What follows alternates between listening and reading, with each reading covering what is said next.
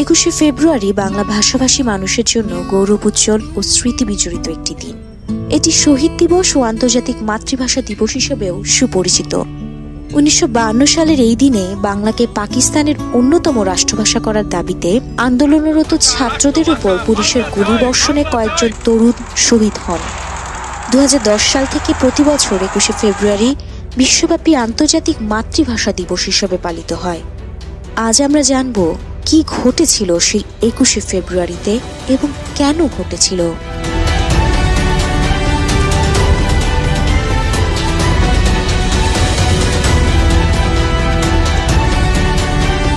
ভাষা আন্দোলন সম্পর্কে জানার পূর্বে চলুন একটু পেছনে ফিরে যাওয়া যাক। 1947 সালে ব্রিটিশ ভারতীয় উপমহাদেশ ভাগ হয়ে পাকিস্তান ও ভারত নামক দুটি স্বাধীন রাষ্ট্রের উদ্ভব হয়। পাকিস্তানে ছিল দুটি অংশ, পূর্ব বাংলা ও পশ্চিম পাকিস্তান। পাকিস্তানের এই দুটি অংশের মধ্যে সাংস্কৃতিক, ভৌগোলিক ও ভাষাগত দিক থেকে অনেকগুলো মৌলিক পার্থক্য বিরাজমান ছিল। কিন্তু 1948 সালে পাকিস্তান সরকার ঘোষণা করে যে উর্দুই হবে পাকিস্তানের একমাত্র রাষ্ট্রভাষা। এই ঘোষণার প্রেক্ষাপটে পূর্ব বাংলায় অবস্থানকারী বাংলাভাষী সাধারণ জনগণের মধ্যে গভীর ক্ষোভের জন্ম হয় ও বিরূপ প্রতিক্রিয়া সৃষ্টি করে। তারা এই অন্যায্য সিদ্ধান্তকে মেনে নিতে পারেনি। ফলস্বরূপ বাংলা ভাষার সমান মর্যাদার দাবিতে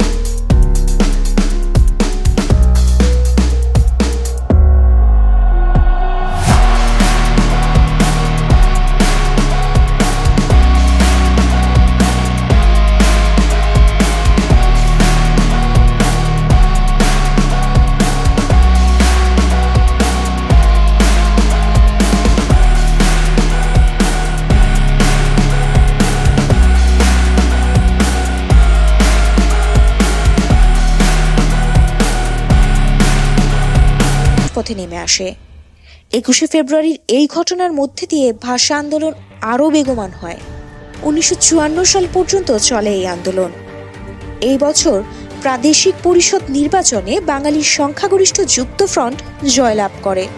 তাদের আন্তরিকতায় 9 মে অনুষ্ঠিত গণপরিষদের অধিবেশনে বাংলাকে পাকিস্তানের অন্যতম রাষ্ট্রভাষা হিসেবে স্বীকৃতি দেওয়া হয়। তখন থেকে প্রতি বছর এই দিনটি জাতীয় শোক দিবস হিসেবে উদযাপিত হয়ে আসছে। 52 ভাষা আন্দোলন পূর্ব বাংলার মানুষের মনে বুনে দিয়েছিল স্বাধীনতার বীজ, যার ফলস্বরূপ 1971 সালে মুক্তিযুদ্ধের মধ্যে দিয়ে স্বাধীন বাংলাদেশের জন্ম হয়। বাংলাদেশ স্বাধীন হওয়ার পর 21শে ফেব্রুয়ারি সরকারি ছুটির দিন হিসেবে ঘোষিত হয়। 1952 সালের 21শে ফেব্রুয়ারি যে চেতনায় উদ্দীপিত হয়ে বাঙালিরা রক্ত দিয়ে মাতৃভাষাকে মর্যাদার আসনে প্রতিষ্ঠিত করেছিল, আজ তা দেশের গণ্ডি পেরিয়ে আন্তর্জাতিক সম্প্রদায়ের কাছ থেকে স্বীকৃতি লাভ করেছে। 1999 খ্রিস্টাব্দের 17 নভেম্বরে অনুষ্ঠিত ইউনেস্কোর প্যারিস অধিবেশনে 21শে ফেব্রুয়ারিকে আন্তর্জাতিক মাতৃভাষা দিবস হিসেবে ঘোষণা করা হয় এবং 2000 সালের 21শে ফেব্রুয়ারি থেকে দিবসটি জাতিসংঘের সদস্য দেশসমূহে যথাযথ মর্যাদায় পালিত হচ্ছে।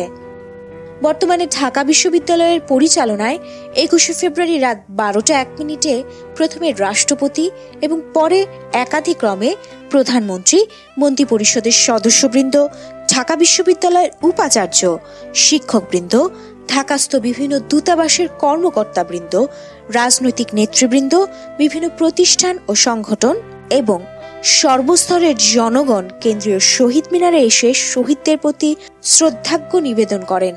এই সময় আমার ভাইয়ের রক্তে রাঙানো 21শে ফেব্রুয়ারি আমি কি ভুলিতে পারি গানে করুণ সুর বাজতে থাকে।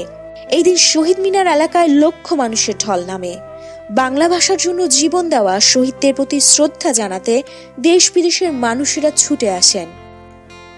21শে ফেব্রুয়ারিতে শহীদ দিবসের তাৎপর্য তুলে ধরে রেডিও, টেলিভিশন এবং সাংস্কৃতিক সংগঠনগুলো বিভিন্ন অনুষ্ঠানের আয়োজন করে। দেশের সংবাদপত্রগুলো বিশেষ ক্রীড়াপদ প্রকাশ করে। বাংলাদেশের বাইরে ভারতের পশ্চিমবঙ্গ, আসাম, ত্রিপুরা সহ বিশ্বের যে সমস্ত স্থানে বাঙালিরা বসবাস করেন সবখানেই বিভিন্ন অনুষ্ঠানের আয়োজন করা হয়ে থাকে। এই ছিল আজকের আয়োজনে। ভিডিওটি ভালো লাগলে অবশ্যই আপনার বন্ধুদের সাথে শেয়ার করবেন।